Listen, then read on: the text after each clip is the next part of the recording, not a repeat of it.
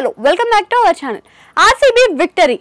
విరాట్ ఊచకోతకు డీకే మెరుపులు సహకారం. ఐపీఎల్ 17వ సీజన్లో భాగంగా చిన్నస్వామి స్టేడియంలో పంజాబ్తో బెంగళూరు తలపడింది. ఈ క్రమంలో టాస్ గెలిచిన బెంగళూరు తొలుత బౌలింగ్ ఎంచుకుంది.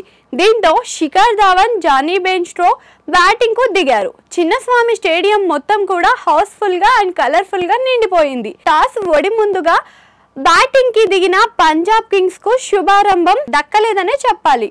ఓపెనింగ్ బెయిర్స్టో 8 పరుగులు 3 ఓవర్లనే అవుట్ కాగా, మరో ఓపెనర్ గా ధవన్ తొలి 21 బంతులు 21 పరుగులు చేశాడు. మరోపక్క ప్రభ్సిమ్రాన్ కూడా తొలి 9 బంతుల్లో 10 పరుగులే సాధించాడు. ఇలా 6 ఓవర్లు పవర్ ప్లే ముగిసేసరికి పంజాబ్ స్కోరు 1 వికెట్ నష్టానికి 40 పరుగులు మాత్రమే. బెంగళూరు వర్సెస్ పంజాబ్ ఆసక్తికరమైన గణాంకాలివే. పంజాబ్ శ్రేణుల్లో ఉత్సాహం. కాసేపు పవర్ ప్లే తర్వాత ప్రభ్సిమ్రాన్ 2 సిక్సర్లు, ధవన్ 1 సిక్స్ 4 బాదడంతో పంజాబ్ శ్రేణుల్లో కాస్త సందడి కనిపించింది. అయితే ఈ ఆనందం ఎక్కువసేపే ఉండకుండా పోయింది. అనంతరం లివింగ్స్టన్ 17 పరుగులు ఫుల్ ఫామ్ లో ఉన్నట్టుగా కనిపించాడు.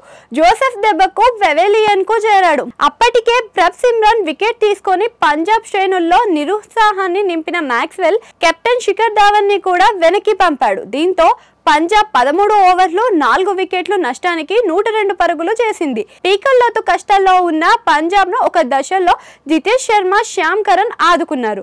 కాస్త దూకుడుగా ఆడిన జితేష్ శర్మ 27 పరుగులు 20 బంతుల్లో 1 4, 2 సిక్స్లు, శ్యామ్ కరణ్ 23 17 బంతుల్లో 3 4లు కాస్త గౌరవప్రదమైన స్కోర్ కి చేరుకునే సమయంలో కీలక భూమిగా మారారు. ఈ జంట 32 బంతుల్లో 52 పరుగులు జోడించింది.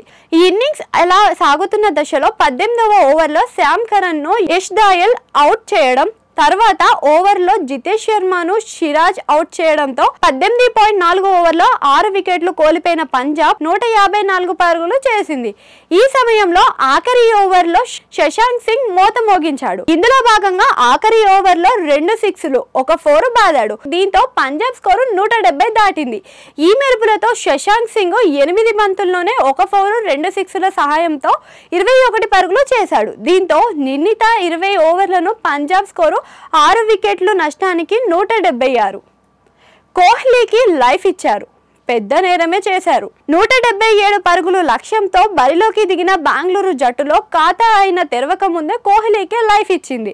బెయిర్స్టో క్యాచ్ వదిలేయడంతో కోహ్లీ గోల్డెన్ డక్ అవ్వకుండా బతికిపోయాడు. దీంతో ఆ అవకాశాన్ని అద్భుతంగా ఉపయోగించుకున్నాడు. శ్యామ్ కరణ్ వేసిన మొదటి ఓవర్లోనే 4 4లు బాదాడు. దీంతో తొలి ఓవర్ ముగిసేసరికి బెంగళూరు స్కోరు 16కి చేరింది. ట్రోలింగ్ స్టార్ డబ్బులు ఎక్కువే, ఇచ్చిన పరుగులు ఎక్కువే. డూప్లెసిస్ వెనక్కి తిరిగిన కోహ్లీ తగ్గలే. ఒక పక్క కోహ్లీ దంచి కొడుతున్న వేళ మరో పక్క ఇంకో ఓపెనర్ డూప్లెసిస్ 3 పరుగులను రబడ త్వరగానే వెనక్కి పంపించాడు. అయినా కోహ్లీ తన ఆటను ఆడి ఊపును కొనసాగించాడు. ఈసారి హర్షదీప్ బౌలింగ్ లో 3 4లు కొట్టాడు. Green miss, Patidar fix. Du Plessis out అవ్వడంతో గ్రీన్ 3ను కూడా రబడ వెనుకకు పంపించాడు. అనంతరం రజిత్ పటీదార్ తో కలిసి కోహ్లీ ఇన్నింగ్స్ ని నడిపించాడు. కోహ్లీ దూకుడుకు పటీదార్ స్లోగా సహకారం అందించాడు. ఇలా సాగుతున్న ఇన్నింగ్స్ 10 ఓవర్లు 2 వికెట్లు నష్టానికి ఆర్సీబీకి స్కోరు 85 పరుగులకు చేరుకుంది. కాఫీగా సాగుతున్న ఆర్సీబీ ఇన్నింగ్స్ లో హర్దీప్ రాళ్లు వేశాడు. వరుసగా బెంగళూరు బ్యాటర్స్ ని వెనక్కి పంపించేశాడు.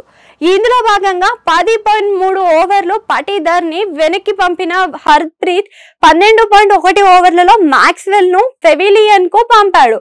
దీంతో 13 ఓవర్లను బెంగళూరు స్కోరు 4 వికెట్లు నష్టానికి 106 పరుగులు చేసింది. కీలక దశలో విరాట్ అవుట్. ఆర్సీబీకి విరాట్ ఎలాగైనా గట్టెక్కిస్తాడు అనుకుంటున్న దశలో 16 ఓవర్లు చివరి బంతికి హర్ష్ పటేల్ దెబ్బ కొట్టాడు. కోహ్లీ వికెట్ తీసుకున్నాడు. దీంతో విరాట్ కోహ్లీ 77 పరుగులు 49 బంతులు 11 4లు 2 సిక్స్లు ఇన్నింగ్స్ ముగిసింది. అప్పటికే 4 ఓవర్లలో ఆర్సీబీ 47 పరుగులు అవసరం. ఇదే సమయంలో 16.2 ఓవర్లలో అంజు రావత్ కూడా అవుట్ అవ్వడంతో ఆర్సీబీపై మరింత ఒత్తిడి పెరిగింది. పరిస్థితి అలా ఉంది. DK the finisher entry. ఈ సమయంలో ఆర్సీబీ అభిమానులకు ఎన్నో ఆశలు పెట్టుకున్నారు. డీకే రంగంలోకి దిగాడు. వచ్చి రాగానే మొదటి బంతిలో 6 పరుగులు సాధించాడు. మరో పక్క మహిపాల్ లోమ్రాన్ 8 బంతులు 17 పరుగులతో దూకుడు కొనసాగిస్తున్నాడు. ఈ సమయంలో ఫినిషర్ బ్యాటింగ్ జులిపించాడు. ఇందులో భాగంగా 10 బంతులు 3 ఫోర్లు 2 సిక్సర్ల సాయంతో 28 పరుగులు సాధించాడు. ఇంకో 4 బంతులు మిగిలి ఉండగానే పని పూర్తి చేశాడు.